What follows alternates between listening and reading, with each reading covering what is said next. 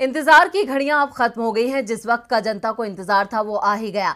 देश के सबसे बड़े सूबे में किसकी बनेगी सरकार, कौन बनेगा यूपी का सरताज, इस सवाल का जवाब सबको मिल गया। यूपी में एक बार फिर बीजेपी अग्निपथ को पार करके विजय पथ की तरफ बढ़ गई। लेकिन जिस 300 पार का नारा पीएम मोदी से लेकर सीएम योगी तक लगा रहे थे, वो नारा अधूरा रह गया, क्योंकि सपा की साइकिल भले ही सत्ता की दहलीज को ना लांघ पाई हो, लेकिन वो बीजेपी को जीत का नया रिकॉर्ड बनाने से रोकने में कामयाब हो गई।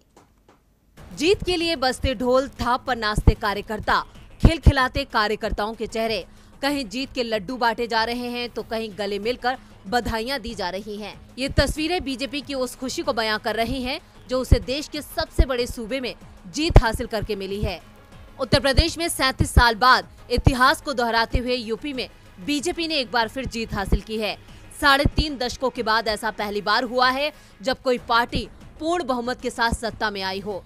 इससे पहले साल 1980 और 85 में कांग्रेस ने सियासी इतिहास के पन्नों पर स्वर्णिम अक्षरों से अपना नाम लिखा था, लेकिन इस बार बीजेपी अपना नाम उकेरने में कामयाब हो गई है। मगर ये जीत अधूरी है क्योंकि पार्टी 300 के पार नहीं जा पाई। इस बार भी सपा भले ही हार गई हो, लेकिन उसकी साइकिल ने ऐसी रफ्तार पकड़ी कि बीजेपी को कड़ी टक्कर दे डाली। 47 सीटों वाली समाजवादी पार्टी अब 120 के करीब पहुंच गई है। सपा के वोट शेयर में 10% का इजाफा हुआ है, लेकिन इसके बावजूद बीजेपी नेता गदगद हुए जा रहे हैं। मगर इस जीत में बड़ा हाथ बीजेपी के नेताओं का नहीं, बल्कि बीएसपी का है। चुनावी नतीजों को लेकर चुनावी गलियारों में चर्चा चल रही है कि बीएसपी के घटते वोट शेयर का फायदा बीजेपी को मिला है।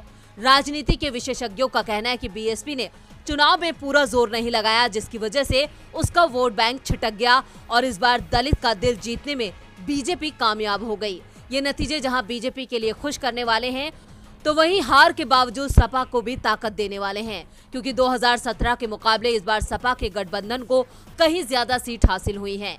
इतिहास के पन्नों को पलटते हुए 5 साल पहले अखिलेश ने राहुल के संग जो गठबंधन बनाया था, वो 100 सीटें भी पार नहीं कर पाया था।